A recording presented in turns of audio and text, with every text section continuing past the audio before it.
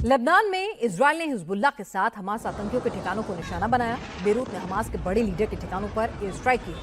हमले वाली जगह पर आपको बता दें कि बहुत ज़्यादा ऊंची ऊंची आग की लपटें दिखी और जिस तरह से सिविलियंस जो हैं उस मलबे में दब गए, वो भी तस्वीरें हम आपको दिखाएंगे कि लोग किस तरह से डरे हुए थे।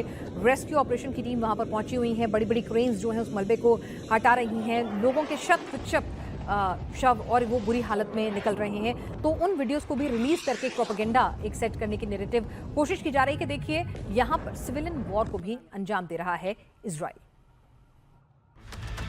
ओसामा हमदान के अड्डे पर अटैक। इजराइल ने बेरूत के कोला एरिया में एक के बाद एक कई हमले की। आशंका जताई जा रही है कि इजराइल ने वहां हमास के लीडर ओसामा हमदान को टारगेट किया। रिपोर्ट्स के मुताबिक ओसामा हमदान हमले के वक्त घर पर ही था।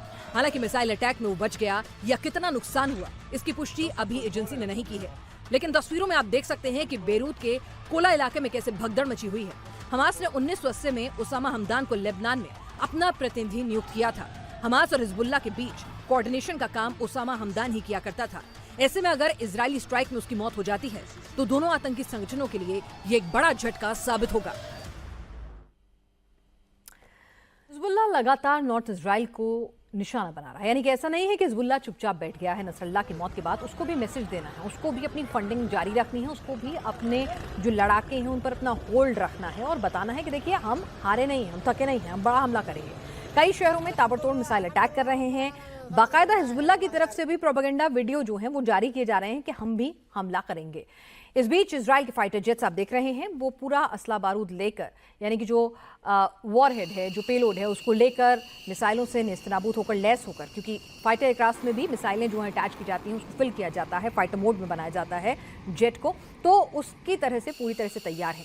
इजराइल ने अपने इलाके जो नॉर्थ एरिया है वहाँ पे जहाँ पता है कि ज़्यादा टारगेट किया जा रहा है लोगों को, तो उन एरियाज़ को वहाँ से जो सिविलियन पॉपुलेशन है उसको हटाकर सुरक्षित शेल्टर होम्स में शिफ्ट कर दिया गया है। रॉकेट अटैक करने वाला हिजबुल्लाह अब मिसाइल अटैक भी दाग रहा है। कई मिसाइलें जो हैं आयरन डोम को भेदती हुई भी आ रही हैं इजराइल के कुछ हिस्सों में। तो ऐसा नहीं है कि इजराइल को नुकसान नहीं हो रहा है, लेकिन उस पैमाने पर नहीं जितना नुकसान वो अलग अलग हिस्सों में मचा रहा है। लेबनान में इजराइल तबाही मचा रहा है तो हिजबुल्लाह भी खामोश नहीं बैठा है। उसने इजराइल पर रॉकेट की बौछार कर दी है। नॉर्थ इजराइल में हिजबुल्लाह ने सैकड़ों रॉकेट दागे हैं। हिजबुल्लाह के हमले से इजराइल के हाइफा और कामेर शहर में काफी नुकसान होने की खबरें हैं।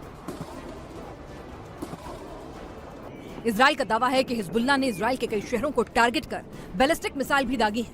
इजराइल के हाइफा, कारमेल, नहारिया और अकरे जैसे इलाकों को हिजबुल्लाह ने जानबूझकर टारगेट किया है।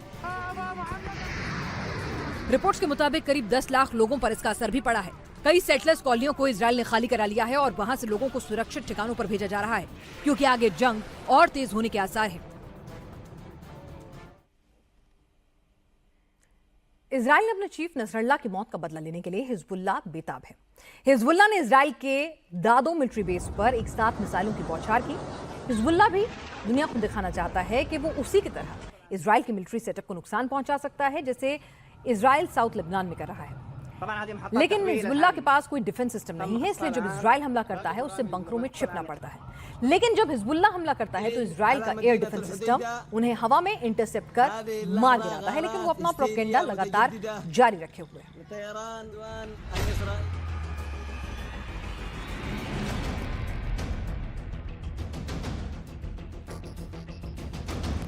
रिपोर्ट्स के मुताबिक लेबनान में जिस तरह से हिजबुल्लाह के अड्डों पर इजराइल ने कहर बरपाया है, उसका बदला लेने के लिए हिजबुल्लाह ने इजराइल के दादो मिलिट्री बेस को निशाना बनाया। हिजबुल्लाह ने कम से कम 50 मिसाइलें दागी। हालांकि इजराइल के डिफेंस सिस्टम को वो भेद नहीं पाया और ज्यादातर मिसाइलों को हवा में ही मार गिराया।